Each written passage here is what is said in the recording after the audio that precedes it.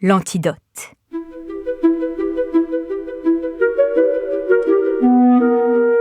La solution, vertueuse a priori, de payer les pays silicium en liquide, en hydrogène liquide, n'est pas sans conséquence. Le docteur a dû repartir chez lui, faute d'avoir trouvé une solution rationnelle, car les pays, vendeurs ou non de sable, ne sont pas prêts pour ce marché. 6e épisode, le virus. 1 an plus tard, la présidente, ou plutôt l'ex-présidente, depuis les dernières élections perdues, mais qui, selon la tradition française, continue de se faire appeler présidente, est confortablement installée dans un fauteuil de son appartement parisien. Elle écoute toujours de la musique choisie selon son humeur, mais toujours du blues, du rock et du jazz. Quelques jours auparavant, elle a reçu un surprenant message du docteur Claude Camille. Celui-ci serait de retour sur Terre, et pas n'importe où, en France. Et il la sollicite pour un entretien. La présidente est intriguée par ce retour après à peine 1 an. Qu'est-ce que cela signifie ? Quelles sont ses intentions ? Ces interrogations rendent la présidente impatiente et l'excitent à l'idée de reprendre le cours pimenté de leur discussion, pour le moins décalée. Bonjour Madame la Présidente. La personne que vous attendez, le docteur Camille, vient d'arriver, Madame la Présidente. Bonjour Carole. Oui, c'est bien Carole, son ancienne assistante à l'Élysée, qui a souhaité la suivre comme directrice de la petite équipe attribuée à chaque ancienne présidente de la République. Merci de le faire entrer. Bonjour Madame la Présidente. Bonjour docteur.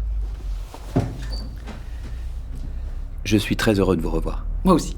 Mais vous le savez, vous lisez toujours dans les pensées, n'est-ce pas ? Oui, mais ce n'est pas systématique. Vous connaissez donc ma surprise, ma double surprise. La première, vous venez me voir alors que je ne suis plus la présidente en titre. Ceci ne vous a pas échappé, n'est-ce pas ? En effet, battue de peu aux dernières élections, mais battue. Aussi, ce n'est pas la présidente que je viens rencontrer, mais la citoyenne. Merci. Et la deuxième, la plus importante, l'an dernier, quand on s'est quittés, vous aviez dit « rendez-vous dans 3 ans ». Manqueriez-vous à ce point de sable, de silicium ? Ou nos changements de société se font-ils trop attendre ? En ce qui concerne les changements, c'est une litote. Nous en reparlerons. Mais ce n'est pas pour cette raison que je suis de retour si vite. Heureusement, car je ne pourrai plus rien pour vous. Ne surestimez pas le pouvoir d'une présidente et ne sous-estimez pas celui d'une citoyenne. À la bonne heure, je retrouve notre docteur. Alors, notre qualité de vie vous aurait-elle manqué ? Notre vin, peut-être ? Un peu. Eh bien, permettez-moi de vous offrir un verre pour fêter nos retrouvailles. Elle se dirige vers le meuble qui sert de bar. Tenez, un vin blanc sec. Un muscadet sur lit.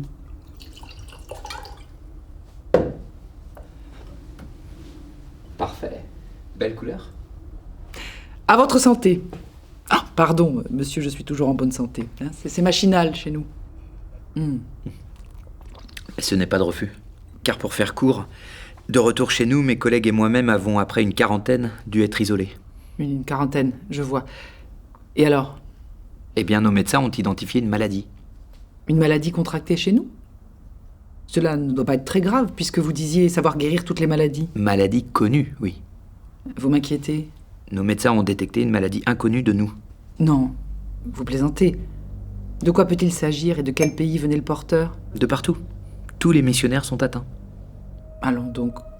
Vous, par exemple, vous auriez contracté en France une maladie inconnue de vous. Exactement. Mais vous semblez en pleine forme. Quels en sont les symptômes ?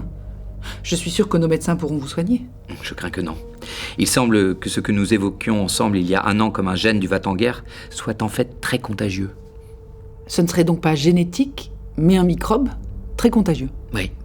Et tous ces variants, tels que le microbe de l'intolérance compulsive, ou du prosélytisme agressif, le microbe des va-t-en-guerre, en un mot. Le microbe de l'emmerdeur, quoi. Je crois. Aïe, aïe, aïe.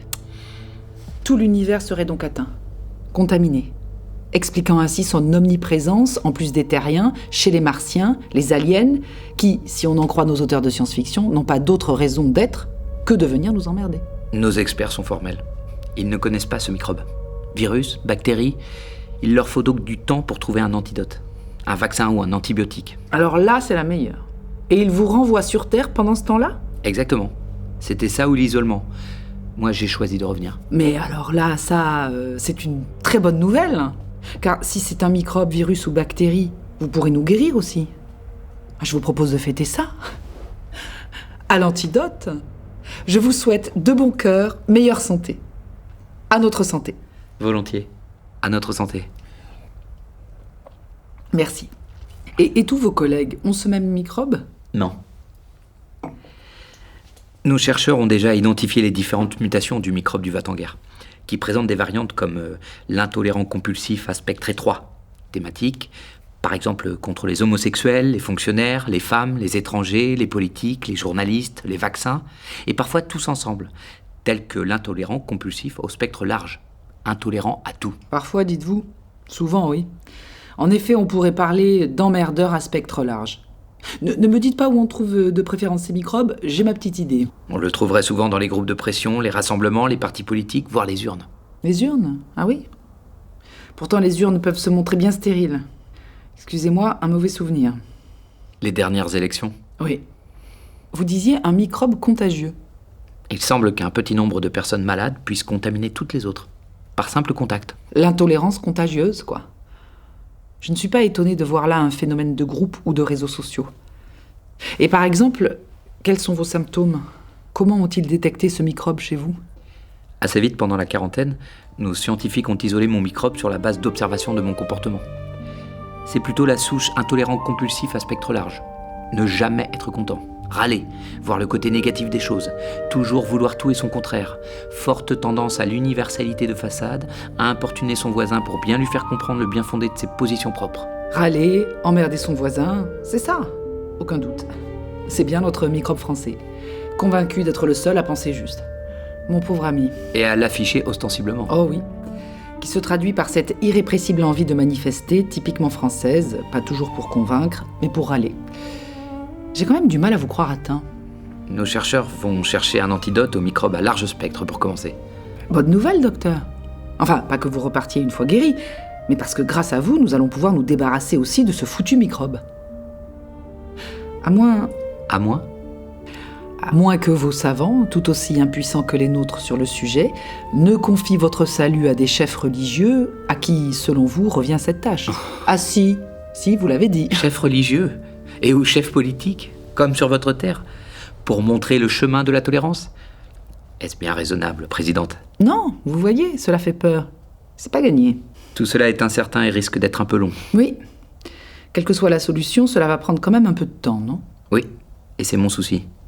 Si vous vous inquiétez pour le logement, je peux, comme citoyenne et amie, y pourvoir et vous aider. Je vous remercie de votre sollicitude. Le problème est ailleurs. Ne me dites pas qu'il s'agit d'argent.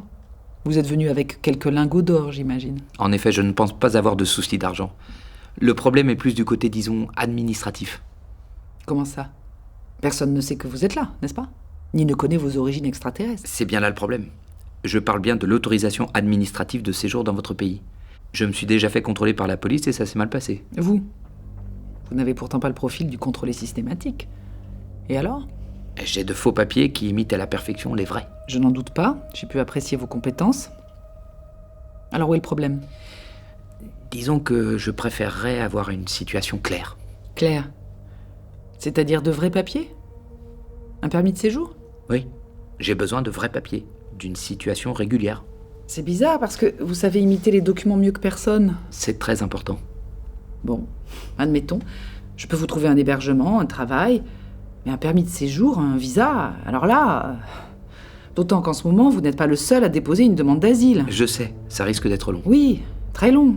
Car le problème d'une simple demande de visa est qu'il faut en général la faire à l'ambassade de France de votre pays de résidence.